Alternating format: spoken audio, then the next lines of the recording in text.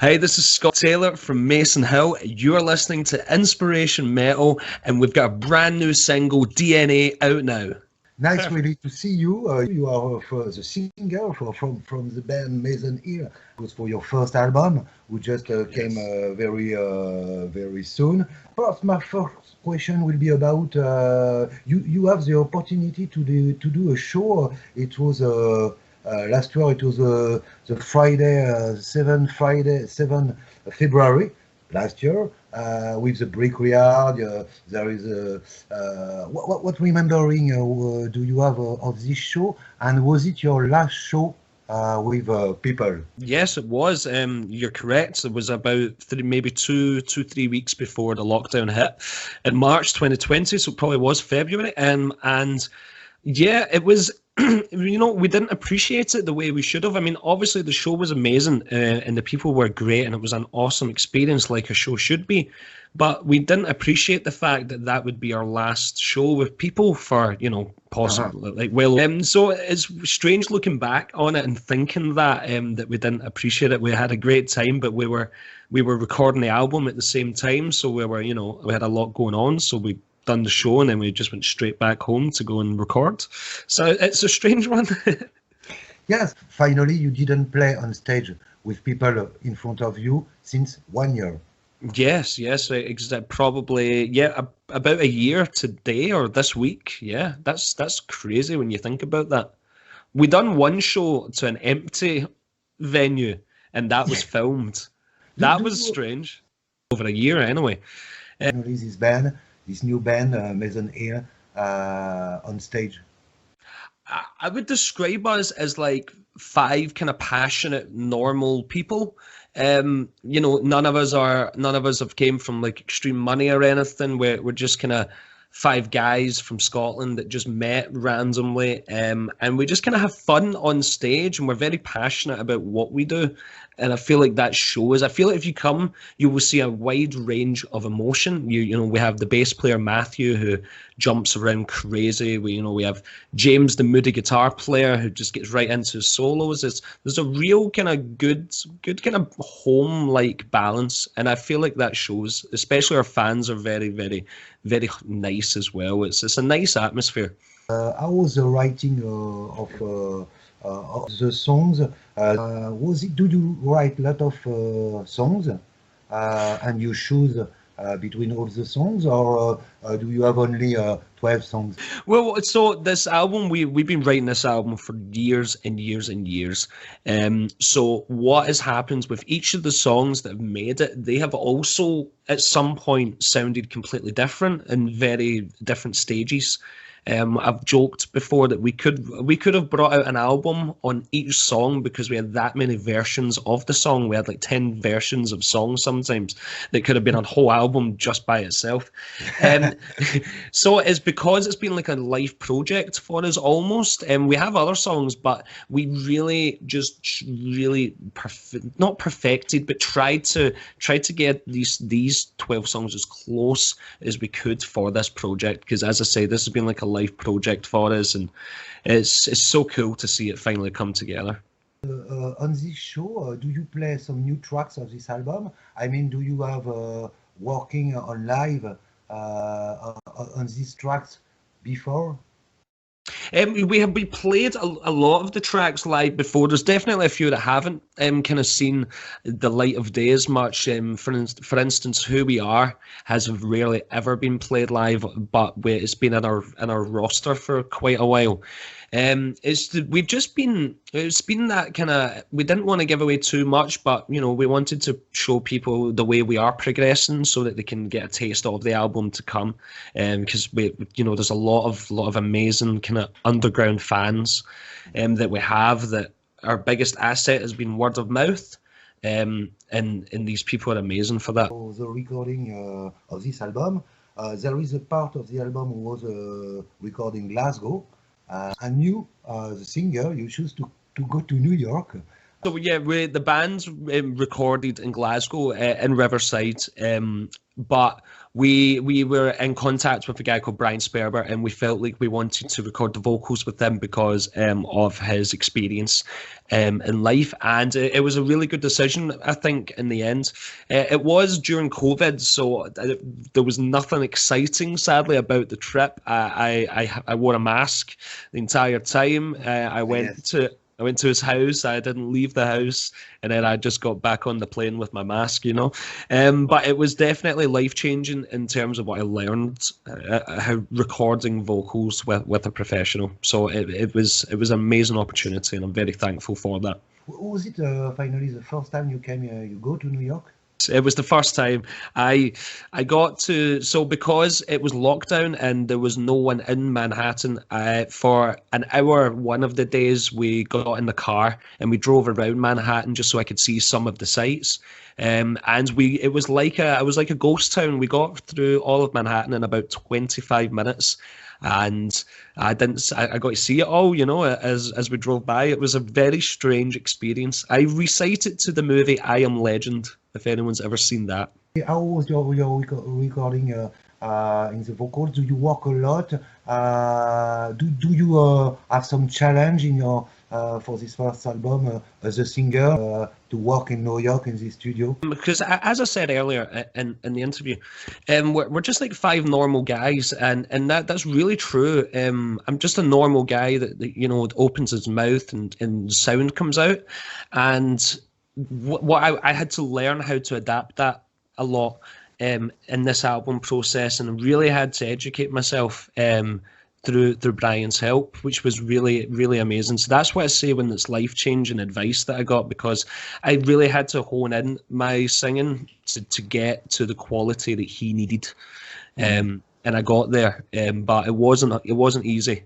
I will say it wasn't easy, but I'm so happy that I was pushed like that. That's what you need. You need someone to push you. Do you learn a lot of things in this experience to go to New York to work with Brian Sperber in USA in a studio in New York? Do you learn a lot of things? Oh yeah. So I personally learned that if I don't sing right, my voice can sound quite high and tinny and not very bass-like. So I had to really find like my right jaw position. I had to be singing a lot lower and stuff like that to try and get more of the bottom end of my voice out, for instance.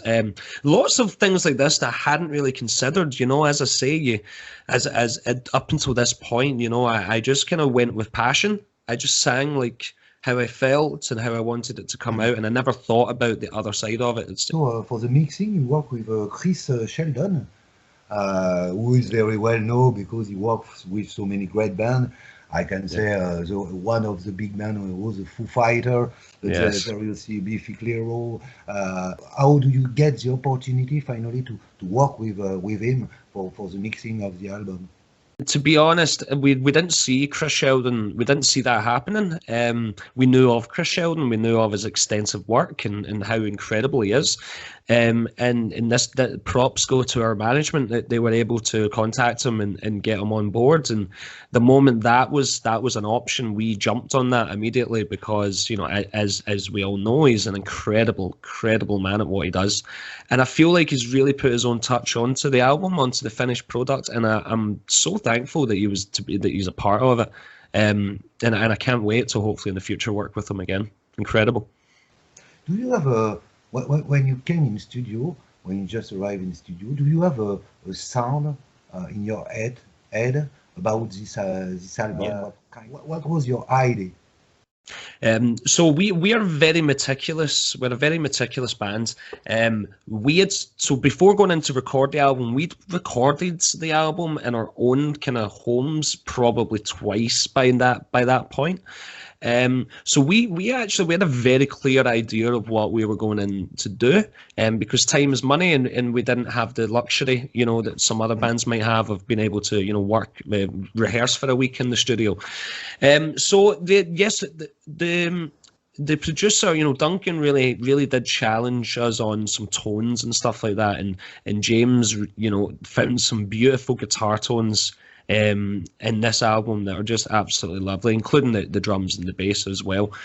It was a very, very thought out process, and I would encourage any other small bands that are working out, do your pre-production and get it sorted so that you can walk in there with a bit less stress, if you get me. So we have finally there are third single who's come out. The last one is DNA. So what is your DNA? Well, we brought this song out. So this song is our attempt at trying to show the world just how much we love what we do. I was thinking about music. What does music mean to me? And it goes down to kind of like the very fabric of me. I don't really know what else I would be doing in life if I wasn't in this path in life. If I wasn't in this path, and I'm sure the other guys would agree with that as well. It almost feels like we were made for this. We might not make it, but we were made to try anyway. And it was just like, yeah, this is like our DNA. And then I went with that, and I thought, in the music that James and the guys had produced for the song was just, it fitted the feeling, because it was very powerful and very kind of quick and very, here we are, we love what we're doing. And the song just kind of went like that, and it was actually kind of quite a quick process, and I'm very proud of it. I feel like it shows just how much we love what we do. So finally, you did a clip. You did a clip for DNA. For DNA. It was how was the captation? I read that it was a little crazy for the band and for you to do this captation, to do this captation, to film this little clip. Yeah, they were doing the video for it, and we had to wear contact lenses because, like, if you watch the video, I have these very white eyes, Yes. and that was the contact lenses. I've never used them before in my life, and neither had most of the guys hadn't used it either. So yeah, there's a clip on our YouTube of us of people trying to get contact lenses into our eyes. It took about 20 minutes. There was a lot of tears and a lot of pain, but thank God I got it on, at least, because the other guys didn't really work, to be honest, but mine's worked very well, and everyone was happy with the results. So it was worth the pain, but it was sore. It was sore. Finally, you like to do a clip. You like to do video. Oh yeah, we love trying, especially in these these times, where we can't do shows and stuff. We're trying to adopt the YouTuber that kind of methods where you try and bring out as much kind of cool videos as we can in different ranges, from funny videos to nice covers to our own songs. Just a full range for everyone. We love it. Can't wait for it. Do you? The album is coming out 5 of March of this year, of course. But do you? Of this year, of course. But do you? Of this year, of course. But do you? Of this year, of course. But do you? This year, of course. But do you? This year, of course. But do you? Hesitate for the date of the coming out album? Do you reflect? Do you think about that? Reflect? Do you think about that? Do you think about that? Yeah, it's actually getting quite scary. It's not, maybe scary isn't the right word, but this has been such a long journey that I cannot believe it's nearly over. Like, I can't believe it. It's been so long since we've always said to ourselves, we've got our album coming out, and it never did, and now it is, and it comes out in so short, and I can't wait. I almost can't wait to start writing the next album, because it's been such a long. We've had the songs now for a while.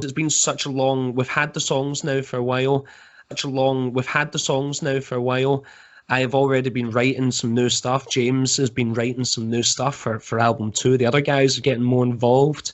We're all looking forward to it. So I guess now we just can't wait to get it out, get it promoted, and then start writing number 2. And finally, like a fresh start. On this album, there are 11 songs. There are 11 songs. Songs. What is the song? What is the song final? What is the song final? What is the song final? Finally, you feel very near in the writing, in the text, with very more emotional. I don't know, where you put a lot of your soul in the song. Soul in the song. Yeah. There are many songs. I don't know. Yeah, if I had to choose one, it would always be "Where I Belong." That's the song that was basically just my life song. You know, that was my song that just I summed up my life. Very dark time for myself. When I was about 18, just not knowing what to do or where to turn to, or like basically having no one, and just going, what do I do? Where do I belong? And it's the funniest thing is that song wrote in one of like my darkest times. Over the years, has gave me some of the happiest moments in my life. It's a song that was adopted by audiences around all everywhere. Honestly, like most shows we go to, when I start singing this song, the audience overtake me, and half the time there's no point me singing this song. And that alone is just such an irony that I didn't see coming, and it puts a smile on my face anytime I think about it. It's amazing. It's amazing. Can't believe it. One. So I read about this band, Maison Hair. Finally, everything begin. You are very young. 14. I read somewhere that you meet James. You are in school at 14. Yes. Is it Yeah. like this that everything begin? It was, yeah. I mean, James moved up from England to Scotland, and that's where I was. I was living my life. We met in a music class, and James was very gifted at guitar at a young age, and I wasn't. I hadn't really started my musical ambition yet. I'd just been playing a bit of keyboards and a bit of guitar. And we just kind of gelled, I guess. We liked the same stuff, you know. We were into rock music, and where we came from, that was a minority. It was more rap and, you know, that kind of all the cool stuff. So that was I was kind of sorted there. And then we eventually started being in a band. Like, I was a guitar player, and then eventually James heard me sing one day, and he was like, "It wasn't too bad. Why don't you try that again?" And we slowly I became the singer, and I left the guitar, and it writes itself. You know, we were just friends. I don't think we really intended for this to happen. It was you did an EP before. How could you? What are the main difference between the EP and this album? Is there a big evolution the EP and the new album? Yeah, the difference is substantial. We recorded that EP maybe 2016, 2017, and we were just young broke. We were just a young broke band, and the producer that we worked with, Sandy Jones, was just a lovely person who just cut us a deal to try and just get it done for us, and he done some incredible work. But we were young, especially me. I was young, and I didn't treat it the way it should have been treated. I didn't perform it like now that I know I could have, you know, like with hindsight.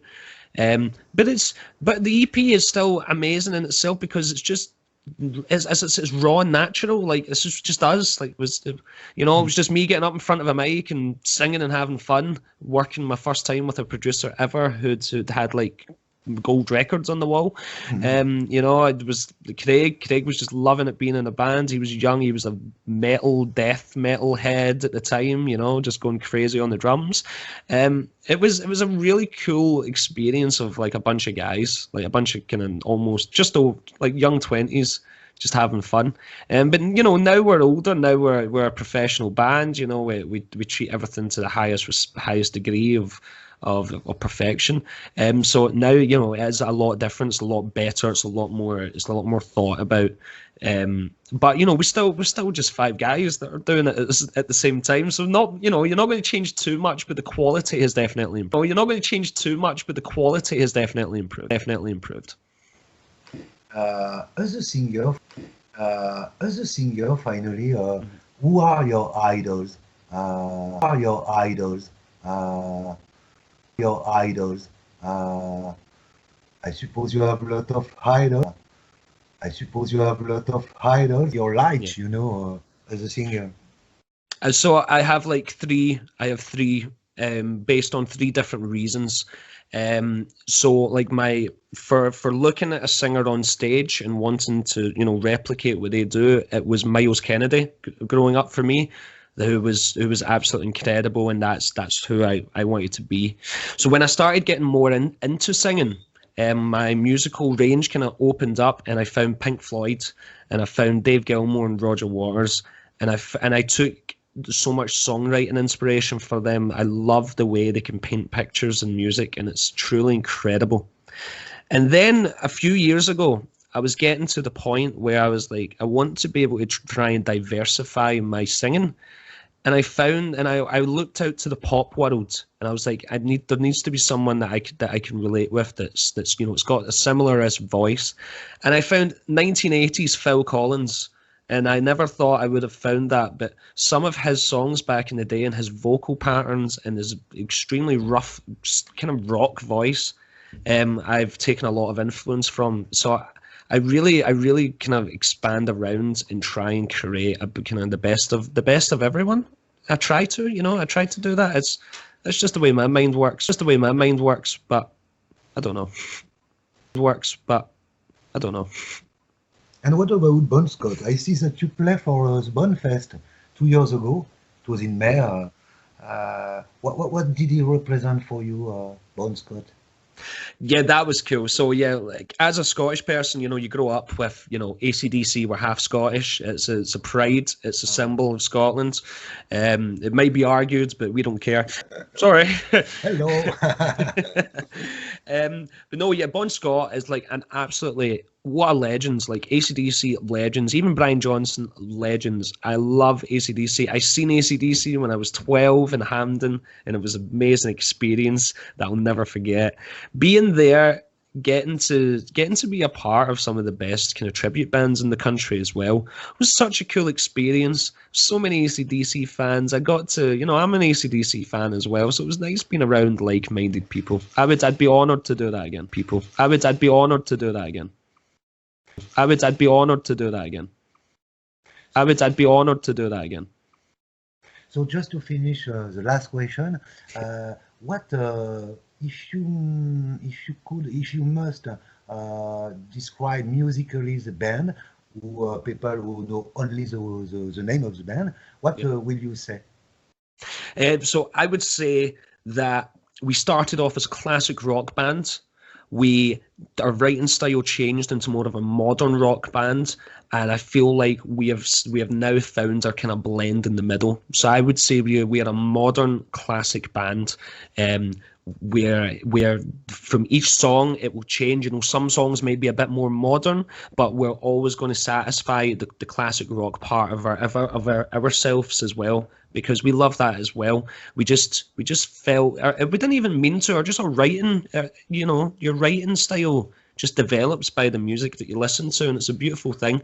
And we're just going to try and sort of create a full-on rock genre. You know, we want to try and capture all the sides of it and put it into one package that everyone can love. They can have their favorite style songs, and then have their rocky songs, their ballad songs, or, you know, just try and be experimentative and fun. Just try and be experimentative and fun. Experimentative and fun. So experimentative and fun. So experimentative and fun. So experimentative and fun. So really and fun. So really, Scott, thank you very much for the interview, and thank you for the album. It was really a great surprise and good surprise. I'm so happy this year for the beginning of this year. and I Yeah. hope to see you in Paris one day. I would love that. And thank you so much for having me. It's been an honor. Thank you.